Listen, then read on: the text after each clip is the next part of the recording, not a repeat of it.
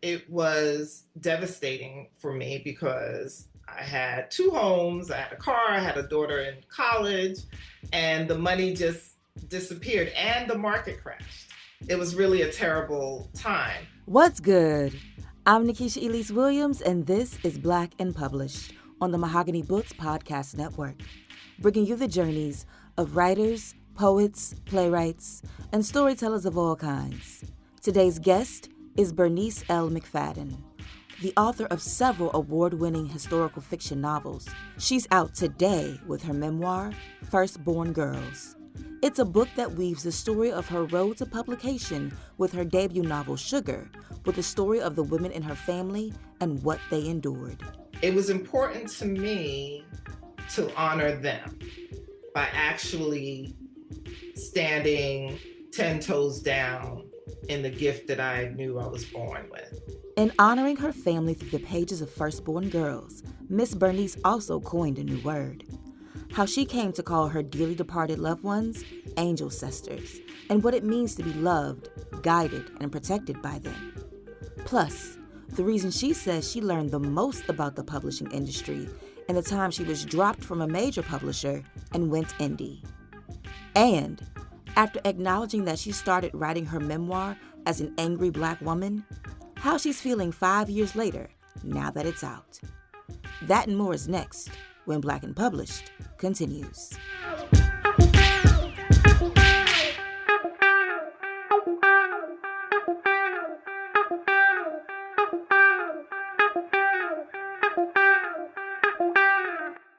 Miss Bernice, my very first question for you is, when did you know that you were a writer? I knew that I was a writer at the age of 9. I was a big reader, and I had been sketching little stories for myself, but I knew I was a writer when I wrote a short story, maybe 3 pages, and had my mother read it. You tell this story in the book. Yes. And Yeah. my mother also forbid me to read her Jackie Collins novels. I could read anything in the house except the Jackie Collins and the Terry McMillan. Uh-huh. Uh, Yeah. Yeah. She and was very disturbed. but in telling that story in Firstborn Girls, you do ask, after all the salacious details that you put in the story at 9, was the story good? What did your mother's validation do for you that helped you solidify that you wanted to continue to pursue writing no matter what? In my memoir, I talk about her telling me never to go back into her underwear drawer where she had those salacious books hidden. But the fact that she did not move them, hide them elsewhere, expressed something different to me. Like, she's like, as long as I don't know about it, go ahead and read it. Also, my mother, she only had, I think it was a 10th grade education. She could not read well. And that's one of the things she really, really instilled in her children. She really wanted to be a big reader. Now she is. And so she encouraged me throughout my childhood to read. And you talk about how reading was so fundamental for you, no matter where you were or what you were doing. And with everything that you cover in the memoir about your home life, did you find that reading was your safe place, not just an escape? It was both of those things. It was an escape and it was my safe place. I could open up a book and it could transport me away from my very difficult life. And I still love that. I could just open up a book and everything disappears. So that was really very important to me then. It's very important to me now. I'm doing a lot of reading. I'll be doing a lot of reading with this new administration. So I've been reading nonstop since November, what was it, the 7th, whatever day that yes. was. You have I want to say non-traditional, but I recognize that there is no traditional path to publishing with my own journey and just over the course of doing this podcast. But I will use that word for my limitations of language in this moment and ask, when you started writing, even when you were not succeeding in school or dropping out for other reasons, What was it that kept you going back to the page no matter what? Like, what is that compulsion for you? Deep inside of me, I knew that this was supposed to be my life. I knew I'm supposed to be writing. I'm supposed to be an author. That's why I kept going back to the page. And the story kept pulling me back. The story's like, don't abandon me. We're supposed to be together. Right? That's why I kept returning. That's why I still go back. I mean, it's easy now for me to just sit back and not write. I have a steady paycheck. A lot of times it's the hunger, right? I got to get that next contract because I got rent to pay, mortgage, whatever. And I don't have to do it for money anymore. I do it because it's a part of who I am. The memoir tells the story of you getting ready to publish your debut novel, Sugar. What was it about Sugar specifically that, or what did she say to you specifically that kept you returning and listening to her when you had so many other stories that you could run off with? Sugar came about around the same time that I became pregnant with my daughter. They're intertwined. And in fact, the most recent edition of Sugar, the classic edition, that painting looks very much like my daughter, or like she did when she was a teenager. And so that was the first story that spoke directly to me, right? Because it was speaking from inside of me. The other stories, I was trying to put down on paper the life that I was experiencing in other people's lives and just being observant. But this story, Sugar, she was in my DNA. What does that mean? She was in your DNA. She was a part of me. She probably had always been a part of me. I believe in blood memory. I understand that we can carry up to 14 generations of DNA in our bodies. And so sometimes there's something that and you just know it and you don't know how you know it and no one taught you. I feel the same way with my writing. It's just a part of me. I didn't take creative writing classes to learn how to write. I learned how to write by reading and writing. And the first time I did take a creative writing class, I was already a grown woman, mid 20s, when I went back to college. And so that was a revelation too. And I think I talk about this in the book that my creative writing professor is the one who affirmed for me that I was a writer. She read my stuff, and this woman had published novels and short stories and plays. And so this person said, "You can write. I don't know why you're not published." And I was off and running from that point. And you say late in the memoir, around page 277, that there's a power of knowing your truth and your history. What has been your power in knowing who you are from pretty much the beginning of your life? Oh, there's that quote, to know where you're going, you have to know where you come from. And that's been so important to me. History shows up in all of my novels. I'm fascinated by history. I'm fascinated by the patterns that we see in history. And so I knew that just from my genealogy research, I was very clear on the trials and tribulations that my foremothers had gone through. And I was also aware that many of them were artists in their own right, but because of the times, they couldn't just quit their job and paint, or quit their job and write like I did, because that just was unheard of in Black communities for the most part. And so it was important to me to honor them by actually standing 10 toes down in the gift that I knew I was born with. That's beautiful.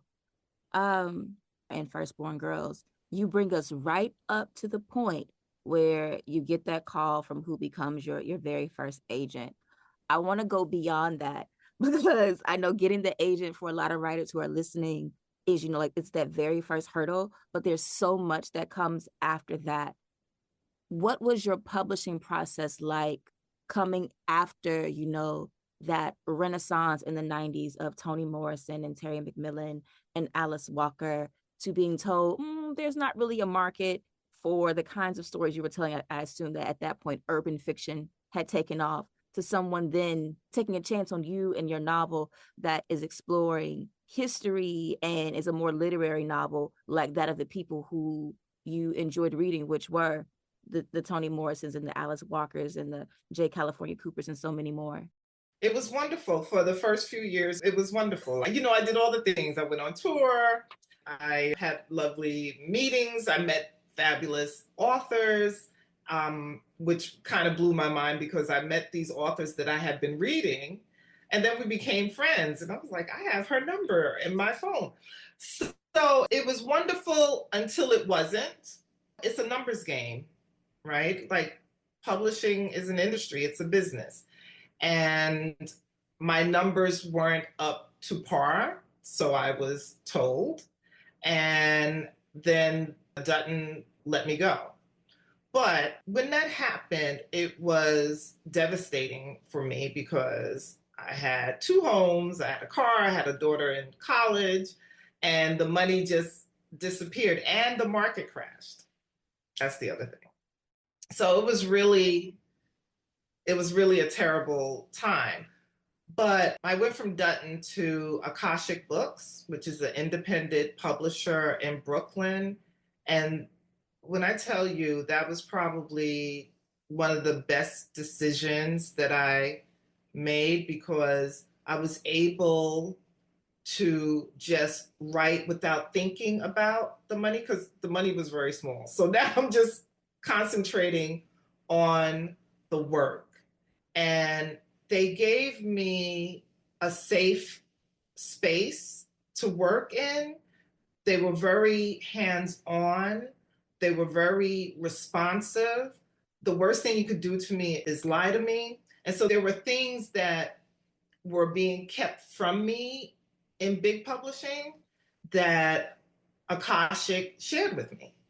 Like when I would ask, how come you can't put my books in like the big box stores? Like I see these novels in the big box stores. And I had asked Dutton this question back in the early 2000s, and I would never get a direct or truthful answer. And Johnny, who is the owner of Akashic Books, he was like, well, it's pay to play. That costs a lot of money. Like you have to write a check for that. Oh, I didn't know that. So the reason why I wasn't told that is from the big publishers because, well, then that would cause some problems because I know you're writing this check for A, B, and C, and I feel like I deserve that. So I learned a lot about publishing being with Akashic that I did not learn during the first part of my career. And so now I'm back with Dutton, right? And I'm older and I'm wiser and I understand the game. So I'm not going to upset myself because I'm clear. I'm clear on how that works. Going to Akashic after being with a big publisher, and you say that was your greatest learning experience about the business of publishing. What did that do for you creatively, since you knew the advance check is going to be small, the royalties might be small, but I can still write my stories? The most significant thing was the people at Akashic, they have a different sort of vision. They want to make money, obviously, right? But they also want to support and birth stories into the world and support those stories that big publishing might overlook. Small publishing is very important for writers. There are a lot of authors who publish with independents, and while they are with these indie publishing houses, they're building their portfolio, they're honing their craft. Perfect example, Percival Everett. He was with a small publisher compared to the big ones, right? For many, many years. And now, look, he has a National Book Award with James. So, I mean, I think one hand washes the other. I'm glad that I've had the experience with a small publisher and a big publisher. And so, with that said, I'm going to be a little selfish here and ask your opinion on how do you think people who self publish and then venture into big publishing, do you think it has that same one hand washing the other where you're able to build your portfolio and hone your craft and your skill until you get to where it is that you ultimately may have always wanted to be? I think it should work that way, right?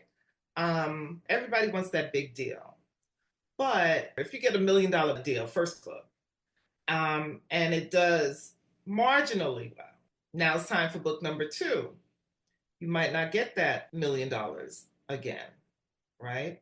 And imagine what that does to your psyche, to your soul, is crushing, right? So if you start at the top, where else are you going? Down, right? I mean, that's just the way it works. That's science. But slow and steady wins the race. Yeah. Thank you. Because I've been in the place where I'm like, I want the big deal. I want the big deal. I want the big deal. I know other people are there too. And so it helps to hear from writers with experience about why it's not good to start there versus just me like getting on my soapbox. Yeah. Yeah. But I would also say if you're offered the big deal, take it. Oh, Take the take the money. take the money and run. Absolutely take the money. With that said, then, how have over the course of your career and all that you've experienced, have you seen the publishing industry change in good ways and maybe necessarily in bad ones? I think possibly that they, and I'm only speaking for the Black community, that they're actually allowing. I feel like I shouldn't be using that word, but allowing Black writers to write across genres, right? And supporting those stories. 20, 30 years ago, they wanted us all to write the same thing. Literary fiction, we already got Toni Morrison. We got our Black. We don't need you. So I feel like it's expanding. And so that's the good thing. So then, with that said, talking about the industry and your experiences, can you read something from Firstborn Girls? And we can talk more about the book because I know we're talking about the writing, but the book is about so much more. Firstborn Girls by Bernice L. McFadden tells the story of both sides of Miss Bernice's family. From the tumultuous and often violent relationship she witnessed at home in New York, to the solace she found on the sandy shores of Barbados with extended family, and the time she cheated death that set her on a path of manifesting the life of her dreams. Here's Bernice. I'll just read a few paragraphs from the opening. The first thing I want to tell you is that on September 27th, 1967, I died. I was 2 years and 1 day old. 2 days before my death, my mother Vivian and I flew from New York to Cleveland, Ohio, to visit James Forrest and his wife Julia. I was still a little bald-headed toddler, and my mother was 24 years old with cover girl good looks. When Vivian was a child, her mother, Thelma, had been romantically involved in a relationship with James Forrest that was as passionate as it was violent. It was a vicious cycle, one that Vivian would relive in her own marriage. However, by 1967, James and Thelma's turbulent history was like water under the bridge. The former lovers were friendly now, telephoning each other on birthdays and holidays to share news about some person they both knew who'd hit the number, got married, had a baby, gone to jail, or died. I suppose they stayed connected because they had history. History, if you don't know, is a hard thing to shake because it's as bonding as glue. They'd stayed connected because of their vivid history, but also because James had been like a father to Vivian, who had never had one. When James learned that Vivian had married and had had a child, he sent for the two of us to come to Cleveland so that he could wrap his arms around us both. Bring that baby up here so I could smell her head. That's how I ended up celebrating my second birthday in Cleveland, Ohio, with Thelma's old flame, his wife, and my mother. On the afternoon of the 26th, everyone gathered around the white formica kitchen table. I was seated in Vivian's lap, dressed in a pink frilly dress and a colorful party hat. After they sang happy birthday, Vivian held me a safe distance from the flame atop the white candle shaped in the form of the number two. Blow, Bernice, blow. The flame buckled and died, and then I plunged my hands into the cake and shoveled the creamy sweetness into my mouth. There was a lot of joy in that room, but there was sadness too. We should have been celebrating at home with my father, Robert, as a family. I suspect that our trip to Cleveland was more than just a visit to catch up with old friends and family. I suspect this was one of my mother's early prison breaks. In writing your memoir, you have called your parents and grandparents and all of your kinfolk by their first name without the honorific of mama or grandma or aunt. Knowing and having writing about the very hard parts of your life, did you do that to kind of like break character so that you can write it in a way where you had some distance from it? Absolutely. That's exactly why I did it. I've been writing about my family for years. If you are familiar with my novels, a lot of characters, incidents, events show up in my memoir because I'm always writing about my people. And I have many, many iterations of this memoir. Something that was supposed to take me, I think, 2 years to write, took me 4.5 years to write. And that's because I was writing it like mama and grandma and daddy, and I was struggling. And I was like, I have to put a wall between me and this story, else I'm not going to get through it. And so that's exactly why you are 100% correct. I had to create distance. So they had to be characters. You said writing the book was supposed to take 2 years, it took you four, but you started this memoir during the pandemic. Did you plan to do that, or did that just like happen to you? It just happened. I was actually working on a novel. I had about 13,000 words of this novel. Pandemic hits. I'm home with my mom in Brooklyn. Everything is crazy. Ambulances every night. And I'm like, this is the end. And I started thinking about, well, I have so many cousins that I've not seen in years because even before the pandemic, everybody just hangs out on Facebook together. It's very weird. That's not how I was raised, but that's how it is now. And I was like, we have all of these young cousins in the family who don't really know the history because the way I learned the history is because I was raised with my cousins and my great aunts and my grandmother and grandparents. And one of the things we did was sit around the table and tell stories, right? And so these stories I heard over and over and over and over again. And that's what oral history is. And you pass it down and you pass it down and you pass it down. And so I was like, well, I need to write this down because we're not gathering and talking anymore. And this history is important. We need to know where we come from. And that's how the memoir came to be. Over the course of this book, you talked about it online, and you have a note in the book as well about you created a new word. Where did Yes. angelcestor come from? So I'm writing the memoir. Depending on what I'm working on, I'll go back, and rewrite and edit. But I was just going forward.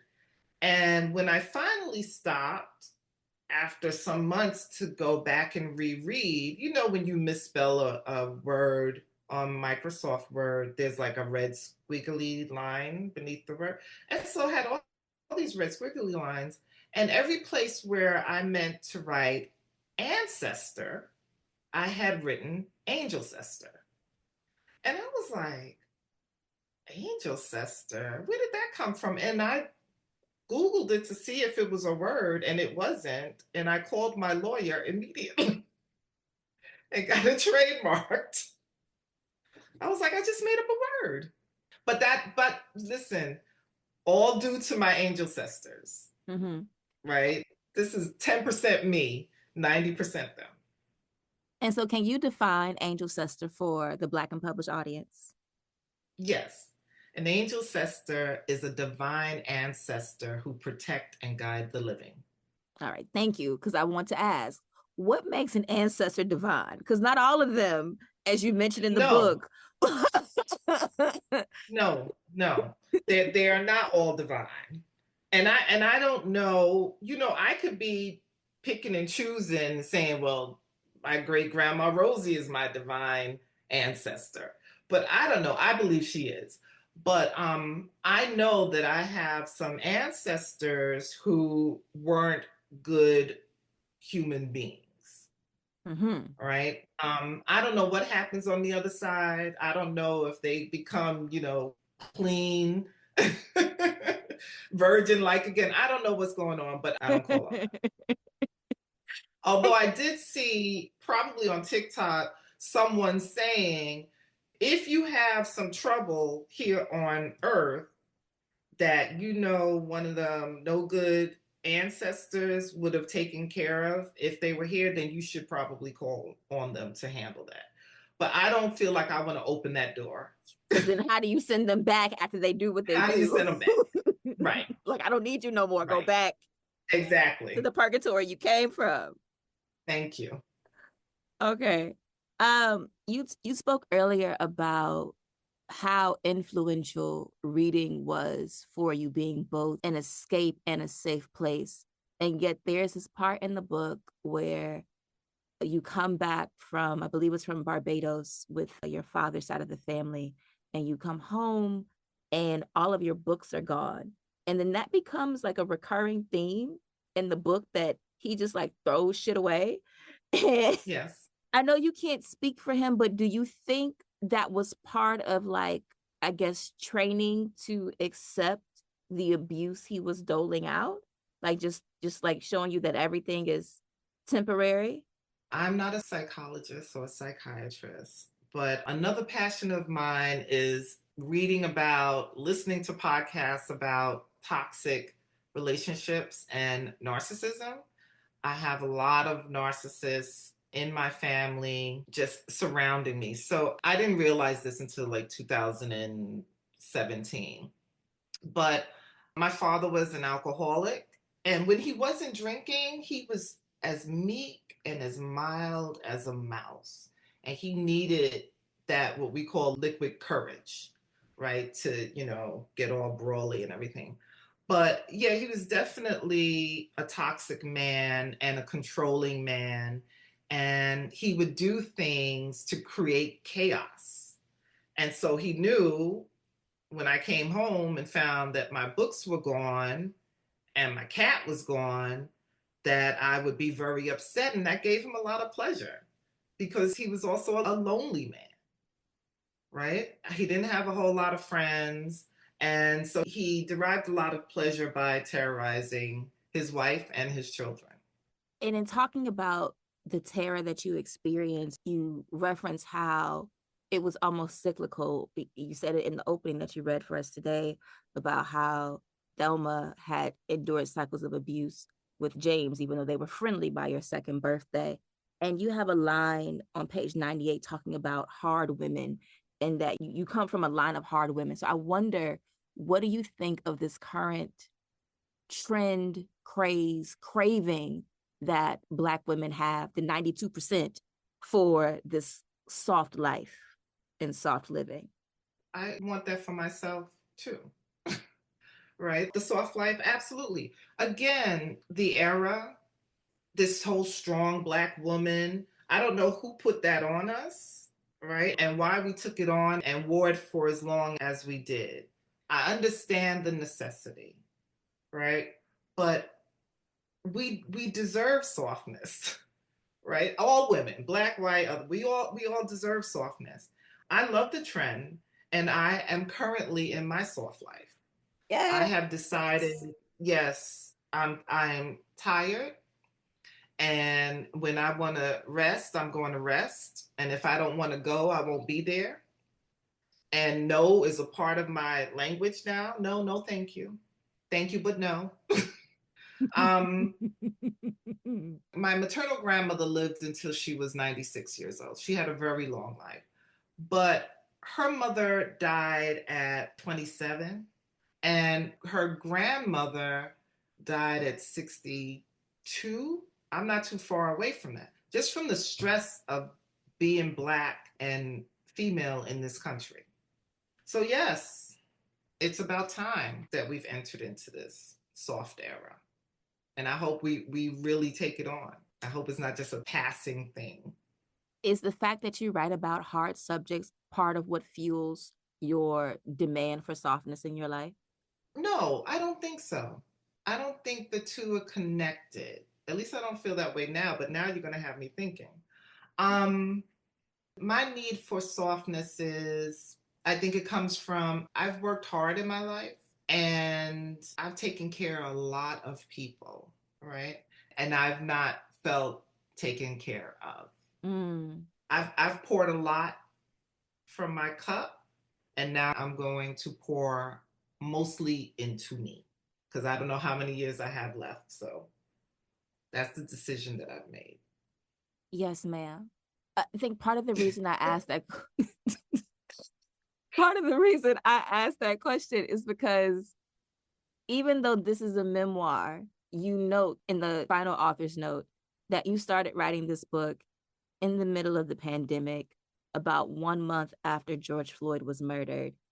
And again, talking about how you quote, I believe it was Ernest Hemingway that said, history that rhymes. You go Mark through Twain. Mark Twain, sorry, all the different ways that history has rhymed over the course of your lifetime that is in this memoir, from the Central Park Five to the Scottsboro Boys, and all the different ways and violences and atrocities that have befallen the Black body, generally at no fault of their own or due to some minor infraction that wouldn't even register for a white person, which now includes inciting an insurrection and trying to steal a whole election. But we won't dwell. Yes. Yes. um, why was it important for you to have those moments of history of where Black people have come from and the violences that we have endured as part of the story about even the violences that you have endured? Because I'm, again, interested in patterns, connections. There are connections there. And also, it's just really infuriating for me to be gaslit by white folk. It's not that bad. You probably deserved it if you only complied, if you only smiled. And to live in that type of environment, to wake up in it, to go to sleep in it, I can't ignore it. So I have to write about anything that infuriates me. I'm going to write about anything I'm interested in. I'm going to write about anything that I want to investigate. I'm going to write about it. And I say also that I started the book basically an angry Black woman, and I ended the book as an angry Black woman. But I'm more now disappointed than I am angry because I understand clearly we're in some uh, ridiculous loop. That's what it feels like. If I'm dealing with the same issues that my mother dealt with, my grandmother, and my double great, and going all the way back to the beginning of my family's line in this country, then there's some cosmic thing happening. And me remaining angry about it is not going to fix it. I could be disappointed, I could be hurt, but I'm going to turn my energy back onto myself and make myself happy. And I'm going to actually send out love into the world, because I think that's another problem, right? When you're in an abusive relationship, if you feed into that madness, if you try to correct that crazy person that you're with, what happens? You start going crazy yourself. Mm-hmm. And I think that's the plan. So I'm like, I'm not going to do that anymore. I've been telling my friends, I was like, oh, he's back in the White House. I'm not going to look. I'll peek in to make sure I can still drive a car. Like I don't know how quickly things going to change. So I'll check in just to see. But I'm not going to concentrate my energy on that. I'm going to Mm. put it elsewhere. You said you started the book as an angry Black woman and you finished the book as an angry Black woman, but that has given way to disappointment. In all of that anger, does writing it out and writing through it give you any sense of freedom? Absolutely. because there are things that I can do on the page and not go to jail for, right? The pen is a powerful sword. I could do and say things on the page that might get me put in jail if I didn't said those things out in the real world. So, in finding your liberation on the page, what do you want readers to take from your memoir? The main thing is that if you have a dream, you should pursue it. Understand that it's not always going to be a straight line. The steps that I tell you to take, or the steps that you, Nikesha, tell people to take, that might not be the path for them. But if you know where it is exactly you want to go, just set your sights on that place and start walking. Do what you have to do to get there. That's it. There are other things that's going to come into play. Obstacles are going to be thrown up. But if this is something that you really, truly want, already see yourself as possessing it. And it's going to come to you in time. You have to manifest your life. It's all about manifestation. I really believe that. All right. So I want to do like a speed round in a little game before I let you go for the afternoon. What is your favorite book? It changes. I got to tell you, I was thinking about Paradise by Toni Morrison the other day, and I'm thinking about going back to reread it for, this will probably be my fourth time. I'm going to spend the first half of 25 rereading novels. And just, quick little story about that novel. It took me 10 years to read that novel. I don't know. Have you read it, Paradise? I have it. I believe I've read it. I think I've read all of her novels, but I read a lot of her work like when I was like 21. So it's probably Oh, going to hit different now that I'm it's 38. going to hit different. Yeah. Right. So, yeah, that novel, it just it dragged me. I was so troubled by it. I'm like, what is she doing? What is she saying? And one day it just clicked. And I was like, I love this story. It's such a phenomenal story. So today, that's my favorite novel. Who is your favorite author? I'm going to have to say Toni Morrison today. I have so many, but she's definitely in my top five. So if we get a sugar on the screen, TV or film, who would Yes. play your title character? Oh, a few years ago when I saw, what is her name? Jodie Turner Turner Smith. Smith. I thought, oh, I think she could do that. I think she could really pull it. I like her. So yeah, What do you think is the best book to movie or TV adaptation? The Color Purple, the The first movie. original. Yes. Let's clarify. Yes. We need Yes, clarify. The first the the Steven first I won't say Spielberg. any more about it, but yes. I watch that movie once a year and it makes me cry every time. The ending. Ah, I love it. If money were no object, where would you go? What would you do? And where would you live?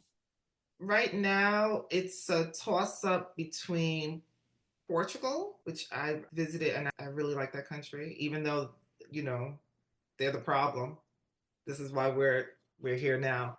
Um or we're the problem. Or one of the African countries. I'm still making my way through the continent. I like South Africa very much. Problematic, but I do. I was in Kenya last summer. I like to spend more time in Kenya and look at the different cities there. So it would either be Portugal, the country, or one of the countries in Africa. Name three things on your bucket list. Number one is to spend a week at Little Dick's Bay in Virgin Gorda. Now, I've been there a few times, but this is when I worked in the industry and I didn't have to pay out of pocket. So I like to go back on my own dime. Two would be riding a hot air balloon. I'm terrified of heights, but I really want to do that. And three would be to take a luxury train ride. like the Orient Express or something like that. What brings you joy? Oh, traveling. That brings me so much joy. Traveling, reading, listening to music, eating good food, being with good people. Peace. That was my next question. What brings you peace? I don't like to be around miserable, unhappy people because misery loves company.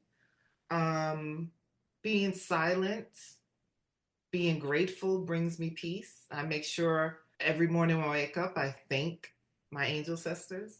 Yeah, just being quiet. Oh, just nature, being out in nature and being in the ocean. So our game is called Rewriting the Classics. Classic is however you define it. Name one book you wish you would have written. Oh my goodness. I'm gonna have to go back to Toni Morrison and Beloved. Yes. Name one book where you want to change the ending and how would you do it? Oh, Paradise. Again, Toni Morrison. Because I'm still confused about the ending. I've asked people who've read the book, and we're not really clear about what this ending is. So I would rewrite the ending to. I think I might get it. I feel like it's a. I feel like there's a. The people went off to another realm. That's what I think happened, but I think I would rewrite it to clarify Her endings got real murky around Song of Solomon, and they didn't always clear up. Like Tar Baby was like the book that I was like, but what? You know what that. book just Right. end, and you have to be Yeah. okay with it. So Yes. I understand. And final question is my messy question. Name a book that you think is overrated or overtaught and why. Overrated and overtaught. Or overtaught. Either or. Or overtaught. Mm-hmm. You're trying to get me in trouble. You can do dead white people, dead white men. Oh, okay. Thank you. Um,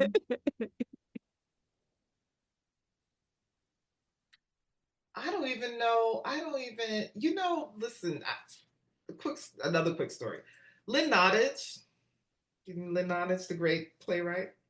She came to Tulane, and one of my colleagues was in conversation with her, and they were talking about the so-called masters of literature, which mostly white and male, and she was like, basically, I didn't read them.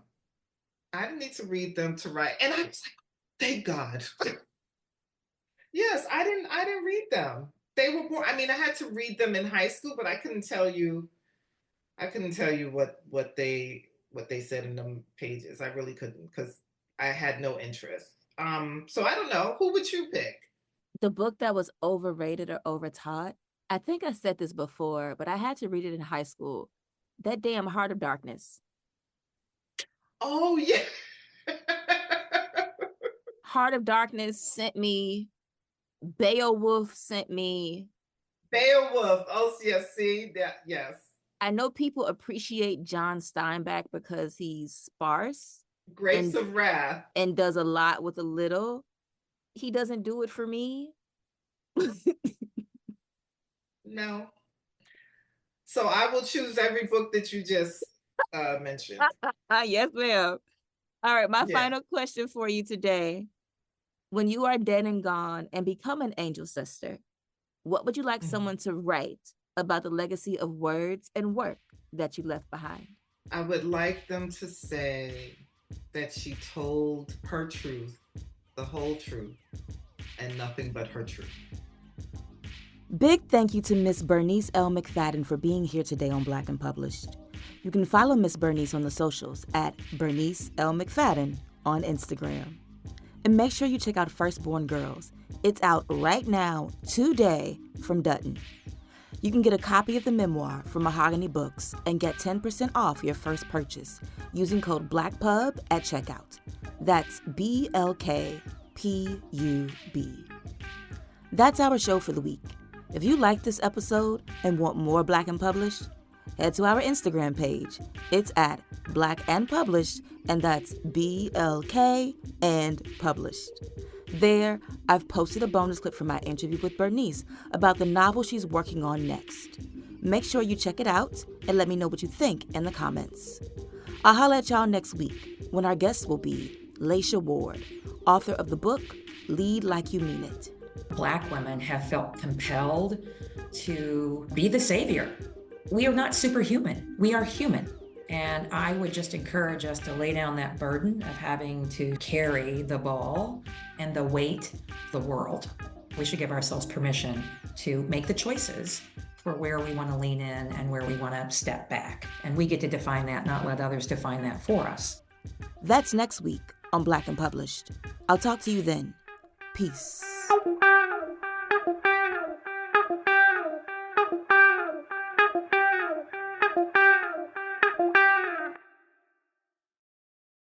What's going on, family? This is Derek Young and Ramonda Young, owners of both Mahogany Books and the Mahogany Books Podcast Network. We really want to thank each and every one of you for listening to this episode. And if you enjoyed what you just heard, drop us a review and rate us on whatever platform you download podcasts on. We truly appreciate each and every one of you for supporting us and making us your go-to for Black books. And we look forward to connecting with you all sometime in the future. Thank you again, fam. And always remember, Black books matter.